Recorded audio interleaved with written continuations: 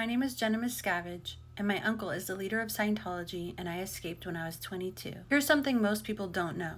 In Scientology, you don't get expelled for committing abuse. You get expelled for reporting it. In Scientology, it's considered a high crime to report another Scientologist to the authorities. If you do, you're expelled. Scientology believes that their mission to save mankind takes precedence over individuals, even those who dedicate their entire lives to them.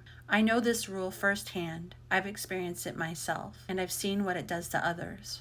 In the case of Danny Masterson, a celebrity Scientologist and now a convicted rapist, several of his victims reported him to Scientology. And not only did they not do anything about it, but instead of helping them, they shamed them and laughed at them and threatened them to keep them quiet. Eventually, they had no choice but to go to the police. And when they did, they were expelled from Scientology. During the trial, one woman's mother, who had been on her side before, disconnected from her and has never spoken to her since. Friends she'd known her whole life came to court in groups to intimidate her, to call her names, and even gave her the finger. And it wasn't because they believed Danny was innocent. It was because they believed that she was destroying what they considered mankind's most precious gift, Scientology. In their eyes, that was the worst crime of all. Something very similar happened to my friend Natalie. She was raped, and Scientology asked her what she had done to make it happen. Then they punished her with heavy labor. This was despite the fact that she was unconscious when it happened. They told her she must have done something to cause it, to the point where she believed it was her fault. She carried that shame with her for 15 years. They don't just silence victims in the moment.